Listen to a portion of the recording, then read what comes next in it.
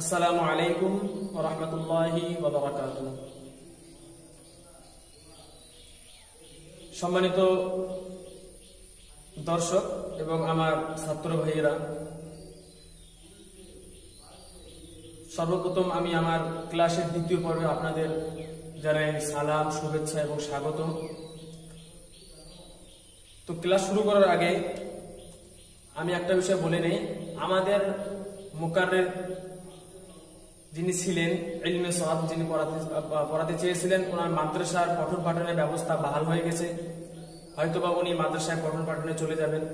তো আমরা তাকে হয়তো কিছুদিনের মধ্যে আমরা আমাদের সামনে দেখতে পারবো না, তবে ইনশাল্লাহ যদি উনি ফুরসত পান তো অবশ্যই আমাদের সামনে আসবেন। তো আমারও হয়তো মাদ্রাসা পঠন পাঠনের ব্যবস্থা সেরকম বাহাল হতে চলেছে। যদি যতদিন পর্যন্ত আমি যাচ্ছি না ততদিন পর্যন্ত ইনশাআল্লাহ তাআলা পাঠ্যপাঠ আমি ক্লাস নিয়ে হাজির হব। তো যাই হোক, আজকে আমরা কয়েকটা বিষয় এখানে নোট করেছি। আজকে আমাদের ক্লাস হলো নহু নিয়ে আমরা ক্লাস করব। ইলমে নহু বিষয়ে আমরা জানবো যে ইলমে নহুটা কি জিনিস, আসলে আমরা এটা কেন পড়ব। তো দেখুন, আল্লাহ রাসূল সাল্লাল্লাহু আলাইহি সাল্লাম বলেছেন, আনা আরাবিয়্যুন ওয়াল কুরআনু আরাবিয়্যুন ওয়া লিসানু আহলিল জান্নাতি আরাবিয়্যুন। কেন বলেছেন? বলেছেন যে আহিব্বুল আরাব লিসালাসিন, যে তোমরা আরববাসীকে ভালোবাসো তিনটা কারণে। একটা এই জন্য যে আমি আরবি, কোরআন আরবিতে এবং জান্নাতের ভাষাও আরবি, যার মানে আরবদেরকে কেউ ভালোবাসো। তার মানে আরবির একটা আলাদা গুরুত্ব রয়েছে। তো আরবি তো আমাদেরকে বুঝতে হবে, আল্লাহ পাকের কালামের কথাগুলোকে আমাকে বুঝতে হবে। তো আরবি ভাষা বুঝতে গেলে, আরবি যদি ভাষা আমরা আয়ত্তে নিয়ে আসতে পারি, তাহলে আমাদেরকে দুটো জিনিস অবশ্যই মাস্ট জানতে হবে। একটা হচ্ছে ইলমে নহু, আর একটা হলো ইলমে সরফ। ইলমে নহু আর ইলমে সরফ কি জিনিস? দেখুন, ইলমে নহু এবং ইলমে সরফ, ইলমে নহু হলো এই বিষয়টা যদি আমরা জানতে পারি তাহলে আমাদের কাজ হবে কি, যে আরবি শব্দগুলোকে বাক্য তৈরি করতে গেলে কোন শব্দকে কোন শব্দের পরে আমরা সঠিকভাবে বসাতে পারবো, এইটা শিক্ষা দিবে ইলমে নহু। সঙ্গে শিক্ষা দিবে যে কোন শব্দের শেষে কোন হারাকাতটা হবে, কোথায় জবর হবে, কোথায় জের হবে, আবার কোথায় পেশ হবে, এই শিক্ষাটা দিবে ইলমে নহু। যেরকম ধরুন মিসাল, আমি একটা উদাহরণ দিচ্ছি, যে আমি ভাত খাই একটা শব্দ, আর আমি খাই ভাত। এই যে বাক্য আমি ভাত খাই আর আমি খাই ভাত, দুটো শব্দ বললে আমাদের ব্রেনে বুঝে আসবে যে ভাত খাওয়ার ব্যাপারে বলা হচ্ছে। কিন্তু এখানে শব্দের গঠনটা দেখুন কেমন, আমি ভাত খাই আর আমি খাই ভাত। তো একই রকম ভাবে আরবির মধ্যে এরকম রয়েছে। তো আমাদেরকে এই যে আমি ভাত খাই এই শব্দটা আমরা সঠিকভাবে জানি, আর আমি খাই ভাত শুনতে কিরকম লাগে, তো আরবির মধ্যে এরকম রয়েছে। তো আরবির মধ্যে আমরা কোন শব্দটা কোন শব্দের পরে বসাবো, এই বিষয়টা নিয়ে আলোচনা করব হবে ইলমে নহুতে। আর ইলমে নহু আমাদেরকে এই শিক্ষাটা দেবে। আর ইলমে সরফের কাজ কি? ইলমে সরফ হলো একটা শব্দকে জামানার মানে কালের পরিবর্তনে সেই শব্দটা চেঞ্জ করার যে একটা কায়দা, সেটা শিক্ষা দিবে ইলমে সরফ। যেরকম ধরুন আজ যাহাবু একটা মাসদার, এর মানে হলো যাওয়া, এটা আসল শব্দ। তো এই যে যাওয়া, যখন গিয়েছিলাম তখন একটা জাহাবা শব্দ হবে, আবার যখন আগামীতে করবো তখন ইয়াজহাবু চলে আসবে।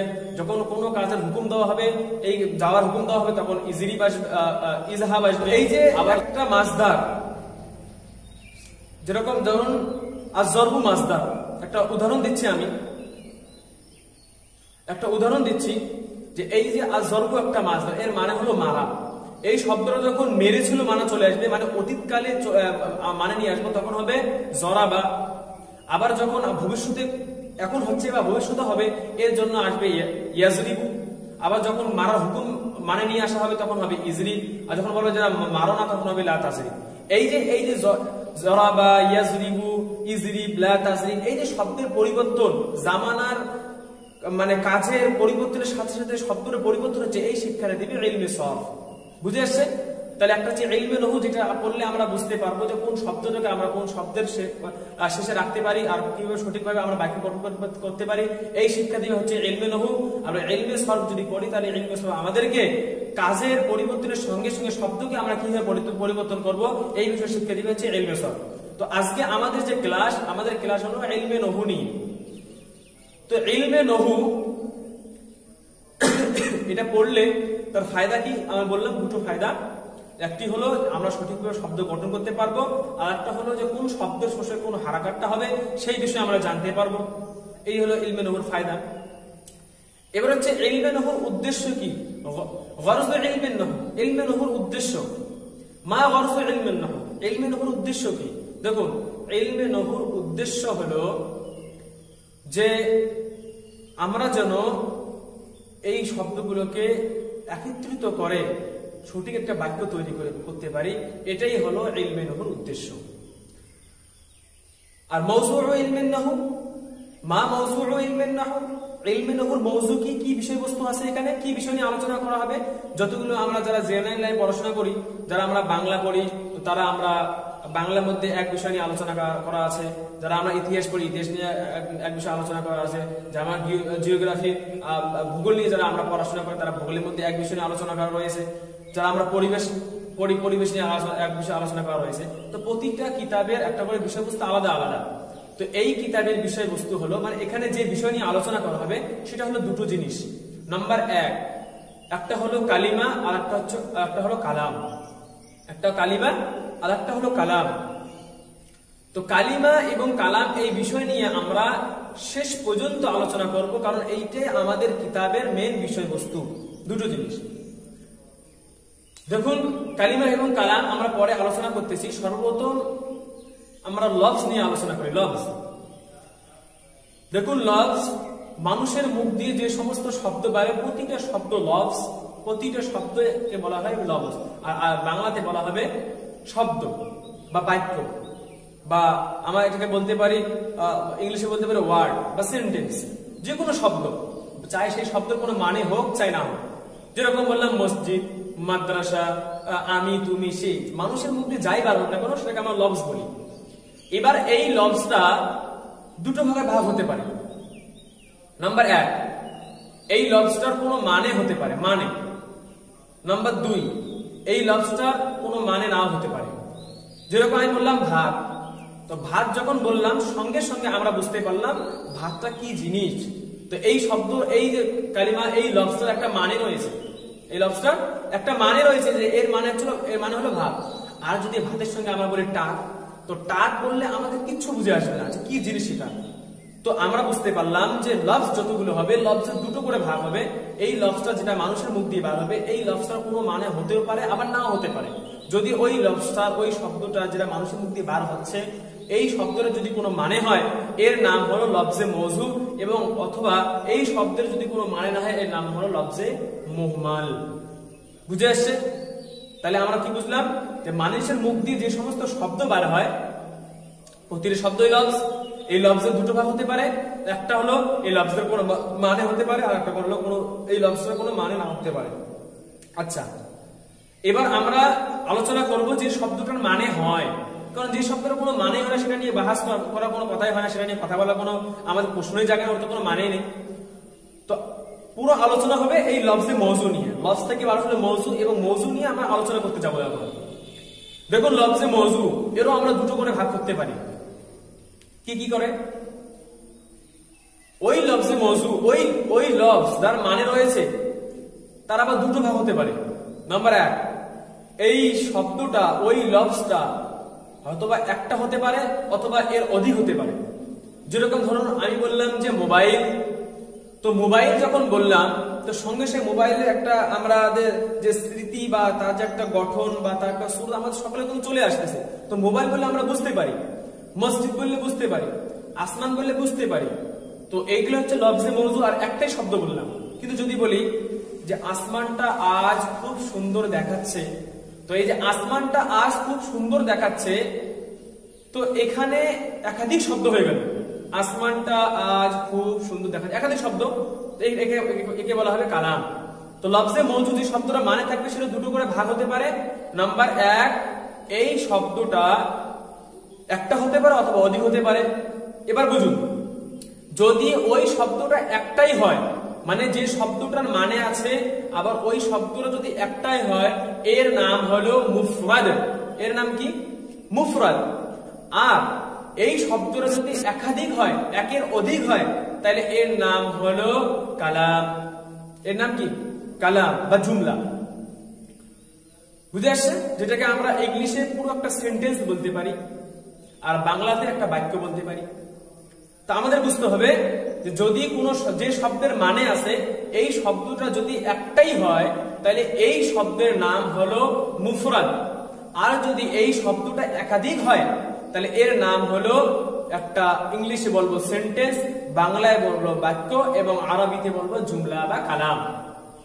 এই যে মুফরাদ, কালামটা একটু সাইডে রাখি কারণ এটা পরের ধাপে রয়েছে। আমরা মুফরাদ নিয়ে আলোচনা করি। প্রথম কিসিমটা তো মুফরাদ। এই যে মুফরাদ, এটাকে আমরা বাংলায় বলতে পারি শব্দ। বাংলায় কি বলতে পারি? একটা শব্দ। আর ইংলিশে একটা ওয়ার্ড বলতে পারি। আবার আমরা আরবিতে বলতে পারি মুফরাদ। তো এই যে মুফরাদের আর একটা নাম রয়েছে কিন্তু, এর নাম হচ্ছে কালিমা। ওই যে দুটো বিষয় নিয়ে আলোচনা করা হবে, কালিমা এবং কালাম। এই যে এবার কালিমা চলে আসবে এবং কালাম চলে আসবে। তো এই যে কালিমা, এই কালিমাকে আবার মুফরাদ বলা হয়। একটা জিনিসের দুটো নাম। যেরকম হবে সূর্যকে আমরা সূর্য বলি, আবার এটাকে সান বলে, আবার কেউ রবিও বলে। তো একই জিনিস, তিনটে নাম, তিনটে কিন্তু জিনিস একই। তো একই রকম ভাবে যে আমাদের যে মুফরাদটা রয়েছে এখানে আবার কালিমাও বলা হয়, যে মুফরাদটা কালিমা। তো এই যে কালিমা যেটা এক বচন শব্দ, এর আবার তিনটে কিসিম রয়েছে, তিনটে ভাগ রয়েছে। দেখুন, এই যে আমি যতগুলো আলোচনা করতেছি হয়তো আমি বোর্ডে লেখাচ্ছি না, তাই আপনাদের বুঝতে হয়তো কষ্ট হচ্ছে। তো আমি দেখুন খুবই এটাকে আমি নিজেকে একটা মনে করি যে আপনাদের আমি ভালো করে বোঝার জন্য সেরকম সরঞ্জাম এখন ইন্তজাম করতে পারিনি। আসলে কি ব্যাপারটা, লকডাউনের ব্যাপার, আর মানে ফ্লিপকার্টে অর্ডার দেওয়ার পরে অনেকদিন সময় নিচ্ছে নিয়ে আসার জন্য। তো সেরকম ভাবে ইনশাআল্লাহ তাআলা আমি দেখছি কোনো একটা ব্যবস্থা করা যায় কিনা খুব তাড়াতাড়ি। তো বাকি আমি যে কথাগুলো বলছি, যেগুলো কিসিম ভাগ করতেছি এবং কাকে বলে, ইনশাআল্লাহ তাআলা আমি এই সমস্ত যে পিডিএফ ফাইলটা, এটা আমি একটা সুন্দর করে টাইপিং করে পিডিএফ ফাইল তৈরি করব। আর ইনশাআল্লাহ তাআলা আপনারা আপনাদের ইমেল অথবা হোয়াটসঅ্যাপ নাম্বার আমাকে দিবেন, আমার কমেন্ট বক্সে ইমেল আইডি দিবেন অথবা আপনার হোয়াটসঅ্যাপ নাম্বারটা দিবেন। আপনি হোয়াটসঅ্যাপ নাম্বার দেওয়ার সঙ্গে সঙ্গে ইনশাআল্লাহ 5 থেকে 10 মিনিটের মধ্যে আল্লাহ তাআলা চাইতো আমি সেই পিডিএফ ফাইলটা আপনাদেরকে সেন্ড করে দেব। এবং আমি যে বিষয়গুলো আলোচনা করেছি এগুলো পার্ট টু পার্ট সেখানে থাকবে, সেই বিষয় আপনারা দেখতে পারেন। আমি এটি করে দেবো ইনশাআল্লাহ তাআলা। বাড়িতে বসে বসে মোবাইলে দেখবেন অথবা আপনারা কম্পিউটারে দেখতে পারেন। তো মোট কথা হচ্ছে আমাদের কমেন্টে আমি এসব লিখে সুন্দর করে টাইপিং করে দেবো, পার্ট টু মানে একদম পুরো ধারাবাহিকভাবে যেগুলো যেভাবে আলোচনা করেছি। আপনাদের ইমেল আইডি অথবা হোয়াটসঅ্যাপ নাম্বারটা আমাদের কমেন্ট বক্সে দিয়ে দেবেন, ইনশাআল্লাহ তাআলা আপনাদের পাঠিয়ে দেওয়া হবে। যাই হোক, তো আলোচনা করছিলাম যে এই যে কালিমা, এর নাম মুফরাদ, এর নাম আবার কালিমা এবং হচ্ছে মুফরাদ। কালিমা এবং মুফরাদ দুটো একই জিনিস। তো এই যে কালিমা এবং মুফরাদ, এর আবার তিনটি করে ভাগ হতে পারে। নাম্বার 1, এই শব্দটা এমন হতে পারে যে এই শব্দের তার নিজস্ব মানে আছে, কিন্তু এই শব্দের কোনো জামানার মধ্যে কোনো কাল পাওয়া যাচ্ছে না। চাই হোক সেটা বর্তমান কাল, ভবিষ্যৎ কাল বা যে কালই হোক না, কোনো কাল পাওয়া যাচ্ছে না, এমন একটা হতে পারে। মানে হচ্ছে এই যে মুফরাদ এবং কালিমা দুটোতে এক বচন শব্দ। তো আমি যে সমস্ত এক বচন শব্দগুলো বলছি, ধরুন আমি একটা শব্দ বললাম মসজিদ, তো এই মসজিদটা এমন হতে পারে যে এই শব্দটার নিজস্ব এই শব্দটার কোনো মানে আছে, তার মধ্যে কাল নেই। অথবা এমন হতে পারে মানে আছে আবার কালও আছে।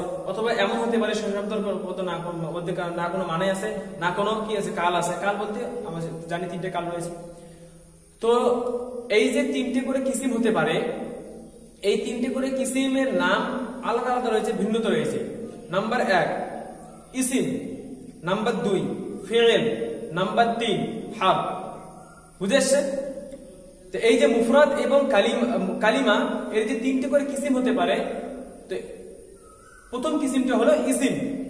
ইসিম বলা হবে আমার ভাইরা ওই সমস্ত শব্দকে, ইসিম বলা হবে ওই সমস্ত শব্দকে যে সমস্ত শব্দের নিজস্ব মানে থাকবে, আবার ওই শব্দের মধ্যে কোনো রকমের কোনো কাল পাওয়া যাবে না, কোনো কাল পাওয়া যাবে না। যেরকম উদাহরণস্বরূপ এক্সাম্পল একটা শব্দ বললাম, আমি বললাম যে এই যে মসজিদ, বললাম যে মসজিদ। তো এই যে মসজিদ, এই মসজিদের মধ্যে দেখুন এর একটা মানে রয়েছে। কি মানে রয়েছে? যে মসজিদ বলতে নামাজ পড়ার জায়গা, ইবাদত করার জায়গা, আল্লাহ পাকের ঘর মসজিদ। তো এই মসজিদকে যদি আমরা এখানে ভাবি যে কোনো কাল বোঝাচ্ছে কি, আমি বললাম মসজিদ, এখানে না অতীতকাল বোঝাচ্ছে, না ভবিষ্যৎকাল, না বর্তমান, কোনো কালই কিন্তু বোঝাচ্ছে না। তো যে সমস্ত শব্দের মধ্যে কাল বোঝাবে না আবার নিজস্ব মানে থাকবে, এই সমস্ত শব্দের নাম হলো ইসিম। আবার ইসিমের বাংলা মানে হলো নাম। মনে রাখবেন, ইসিমের বাংলা মানে কি? নাম। নাম মানে পৃথিবীর যে সমস্ত যে কোনো জিনিসের নাম হোক না কেন, এটার নাম ইসিম। নামের মধ্যে কোনোদিন কোনো জামানা থাকে না বা কাল থাকে না। আমার নাম শাকিল, তো শাকিলের মধ্যে একটা তো নিজস্ব মানে আছে। শাকিল মানে কি? আমার এই সকল শুরুটাই শাকিল, তো এর মধ্যে কোনো মানে নেই, কাল নেই। তো একই রকম ভাবে যে সমস্ত শব্দের মধ্যে নিজস্ব তার মানে থাকবে কিন্তু তার মধ্যে কোনো কাল থাকবে না, ওই সমস্ত শব্দের নাম হলো ইসিম। দ্বিতীয় কিসিম ফেল। ফেল শব্দের অর্থ হলো কর্ম, ক্রিয়া। এই যে ফেল, এই ফেল কাকে বলা হবে? মানে কার কিসিম চলছে বলুন তো? ওই মুফরাদ এবং কালিমা, এক বছর শব্দ যেটা আমাদের মুখ থেকে বের হচ্ছে, এক বছর শব্দ যার মানে রয়েছে, এর কিসিম চলছে। দ্বিতীয় কিসিম হলো ফেল। ফেল বলা হবে ওই সমস্ত শব্দগুলোকে যে সমস্ত শব্দের মধ্যে নিজস্ব মানে থাকবে, আবার ওই শব্দের মধ্যে কোনো কাল পাওয়া যাবে। ধরুন আমি আরবিতে বললাম যে, কি আরবি বলবো, যে আমি বাড়ি গিয়েছিলাম, ধরুন, তো এর আরবি কি? যাহাবতু ইলাল বাইত, আমি বাড়ি গিয়েছিলাম। আমি জায়েদকে মেরেছিলাম। জরাবতু জাইদান, আমি জায়েদকে মেরেছিলাম। আচ্ছা, এই যে মেরেছিলাম, এই যে গিয়েছিলাম, তো মেরেছিলাম বলতে আমরা অবশ্যই বুঝে আসবে যে মেরেছিলাম বলতে মারার একটা কথা বলা হচ্ছে, যে সে তাকে মেরেছে। আবার হচ্ছে মেরেছিলাম, তার মানে কি বোঝাচ্ছে? অতীতকাল বোঝাচ্ছে। তো এই যে শব্দরা মেরেছিলাম বা জরাবতু, এই শব্দের মধ্যে দুটো জিনিস রয়েছে। নাম্বার 1, এই শব্দের মধ্যে নিজস্ব তার মানে পাওয়া যাচ্ছে। নাম্বার 2, এই শব্দ এখানে আবার কাল বোঝাচ্ছে। তাহলে প্রথম ভাগ যে ইসিম ছিল, ইসিমের মধ্যে একটা জিনিস ছিল, সেটা নিজস্ব মানে ছিল, এর মধ্যে কোনো কাল ছিল না। কিন্তু ফেলে এসে দুটো জিনিসে পাওয়া গেল। নাম্বার 1, তার নিজস্ব মানে থাকবে, আর এর মধ্যে কোনো জামানা পাওয়া যাবে, কোনো কাল পাওয়া যাবে, এ হলো ফেল। এবার হলো কি হরফ। হরফ মানে হলো যে সমস্ত শব্দের মধ্যে, যে সমস্ত কালিমার মধ্যে, যে সমস্ত মুফরাদের মধ্যে, কারণ একই নাম, যে শব্দের যার নাম কালিমা তার নাম মুফরাদ, তো যার যে সমস্ত মুফরাদের মধ্যে, একই রকম ভাবে যে সমস্ত কালিমার মধ্যে যে আমরা জামানা পাবো না, আবার তার এমন মানে পাবো না যে নিজে কোনো মানে বোঝাবে, ওই সমস্ত শব্দের নাম হলো হরফ। শব্দের নাম কি? হরফ। যে ওই হরফটা এমন একটা শব্দ, যে শব্দটাকে, যে ওয়ার্ডটাকে বা যে হরফটাকে আমরা অন্য কোনো শব্দের সঙ্গে না মিলে কিছু আমাদের বুঝে আসবে না। এমন শব্দ আছে বাংলাতে, সব ভাষায় আছে। যেরকম ধরুন আমি বললাম থেকে, অথবা আমি বললাম পর্যন্ত, যেগুলোতে আরবিতে বলা হয় ইলা, তাক, মিন, ফি, হাত্তা। তো এই যে শব্দগুলো বাংলাতে অথবা, বা, তারপর কি বলা হয় পর্যন্ত, থেকে, হরেক রকম শব্দ ব্যবহার করা হয়। তো এই দেখুন থেকে কথাটা নিয়ে বোঝাচ্ছে আপনাদের। দেখুন আমি বেশিরভাগ আরবি ব্যবহার করতেছি না, আরবি শব্দ ব্যবহার করতেছি না, এই জন্যই যে আমরা বাঙালি, বাংলা ভাষা ভালো বুঝি। তো ইনশাআল্লাহ তাআলা যারা মাদ্রাসার স্টুডেন্টরা রয়েছেন, যারা, তারা তো অবশ্যই বুঝতে পারবেন, আরবি বললে বুঝতে পারবেন আরবি শব্দ। আর যারা আমার জেনারেল রয়েছে তাদের জন্য আমি বাংলা বলতে চেষ্টা করতেছি। আপনারা লাভবান হবেন ইনশাআল্লাহ তাআলা, আপনারা লাভবান হয়ে যাবেন। আপনারা দেখবেন ভিডিওটা, আপনাদের কিছু না কিছু ভিতরে একটা আল্লাহ একটা শিক্ষা তৈরি হবে, একটা প্রভাব পড়বে আরবি। তো যাই হোক, এই যে অথবা, থেকে, এই সমস্ত শব্দগুলো লক্ষ্য করুন, যে আমি যদি কোনো মানুষকে বলি বা আপনি যদি কোনো মানুষকে বলেন যে ভাই থেকে, তো সেই মানুষটি বলবে যে ভাই কি থেকে, কোথা থেকে, এরকম একটা প্রশ্ন করবে। সে যদি বলে অথবা, তা সে কি অথবা? তো অথবা, থেকে যে সমস্ত শব্দগুলো যদি আমরা ব্যবহার করি বাংলাতে, এগুলিকে যদি শুধু আমরা এই শব্দটা ব্যবহার করি, সেই মানুষটা আমাকে জিজ্ঞেস করবে যে ভাই কি বলতে যাচ্ছেন। তো এটা এমন একটা শব্দ, এর মধ্যে কোনো জামানাও পাওয়া যায় না, কাল পাওয়া যায় না। বললাম থেকে, এর মধ্যে না ভবিষ্যৎকাল আছে, না অতীতকাল, না বর্তমানকাল। যখন আমি বলবো যে আমি বাড়ি থেকে মসজিদে গিয়েছিলাম, তখন এই থেকের মানে বুঝে আসতেছে যে না, বাড়ি থেকে মসজিদ পর্যন্ত, তখন বুঝে আসতেছে। তাহলে আমাদের বুঝে আসছে ব্যাপারটা। সর্বপ্রথম আমরা মুফরাদ এবং কালিমা থেকে কিসিম বের করছি, তিনটি কিসিম। একটা ইসিম আমরা আলোচনা করেছি, যে সমস্ত শব্দগুলো অন্য কোন শব্দের মানে সাহায্য ছাড়া নিজের মানে বুঝে আসে, তার মানে কি বোঝাবে? নিজস্ব মানে থাকবে এবং তার মধ্যে কোনো কাল পাওয়া যাবে না, সেই সমস্ত শব্দের নাম হলো ইসিম। ফেল বলা হবে যে সমস্ত শব্দগুলোর মধ্যে তার নিজস্ব মানে থাকবে, মানে অন্য কোনো শব্দের সঙ্গে না মিলিয়ে তার নিজের মানে বুঝে আসবে, ওই সমস্ত শব্দের নাম হলো ফেল। আবার এর মধ্যে কোনো জামানা থাকবে বা কাল থাকবে। আর হরফ বলা হবে ওই শব্দের মানে নিজস্ব কোনো মানে থাকবে না, মানে অন্য কোনো শব্দের সঙ্গে না মিলিয়ে কোনো মানে বুঝে আসবে না যে কি বলতে চাচ্ছে, আর এই শব্দের মধ্যে কোনো কি থাকবে না, কাল থাকবে না। এই সমস্ত শব্দের নাম হলো হচ্ছে হরফ। বুঝে আসছে? যাই হোক, আজকে আমরা আমাদের দ্বিতীয় পর্বে যে সমস্ত বিষয়গুলো আলোচনা করেছিলাম শুরু থেকে আমি আরেকবার আপনাদের জেহেনেশন করে দিচ্ছি। সর্বপ্রথম আমরা আলোচনা করেছিলাম যে ইলমে নহু পরে আমরা কি পাবো, এর ফায়দা কি। তো আমরা আলোচনা করেছিলাম যে ইলমে নহু যদি আমরা শিখি তো ইলমে নহুর মধ্যে আমরা দুটো জিনিস পাবো। নাম্বার 1, কোন শব্দকে আমরা কোন শব্দের পরে বসাবো। নাম্বার 2, এই শব্দগুলোর শেষে আমরা কোন কোন হারাকাত লাগাবো, যেরকম ধরুন আলহামদুলিল্লাহ রাব্বিল আলামিন আর রহমানির রহিম। তো এই যে প্রতিটা আল হামদু পেশ, লিল্লাহি জের, রব্বি বানিসে জের, আলামিন না, এই যে শেষের একটা করে জবজের পেশ হচ্ছে, এগুলো কোন কারণে হয় বা কোন কায়দা পরিপ্রেক্ষিতে হয় সেই বিষয়ে আমরা সেই বিষয়ে আমরা জানতে পারবো। এটা হলো ইলমে নহু পড়ার ফায়দা। আচ্ছা, গরজুল ইলমে নহুর উদ্দেশ্য হলো আমরা যদি পড়ি তাহলে আমার দুটো উদ্দেশ্য, যেন আমরা আরবি ভাষাকে ভালো করে বুঝতে পারি, ভালোভাবে লিখতে পারি, বা কোন শব্দ করে কোন শব্দটা বসাবো এই বিষয়ে ভালোভাবে জানতে পারি। এটা হচ্ছে ইলমে নহুর উদ্দেশ্য। আর ইলমে নহুর হচ্ছে বিষয়বস্তু কি, এখানে আমরা দুটো বিষয়বস্তু নিয়ে আলোচনা করব। একটা হচ্ছে কালিমা, একটা হচ্ছে কালাম। তো কালিমা এবং কালাম এই বিষয়ে আমরা আলোচনা একটু পরে করেছিলাম। তারপর আমরা তার আগে একটু লফজ নিয়ে আলোচনা করেছিলাম। তো লফজ বলা হয় যে সমস্ত শব্দগুলো আমার মানুষের মুখ দিয়ে বের হয়, চাहे সেটা সেই লফজটা মানেদার হোক অথবা মানেদার না হোক। যদি সেই শব্দটা মানেদার হয় তাহলে সেই শব্দটার নাম হলো মৌজু, যদি মানেদার না হয় সেই শব্দের নাম হলো মুহমাল। এবার যে শব্দটা মুহমাল সেটা নিয়ে আমরা আলোচনা করবো না, যে শব্দের মানে নেই সেটা নিয়ে আলোচনা করার কোনো মানে হয় না।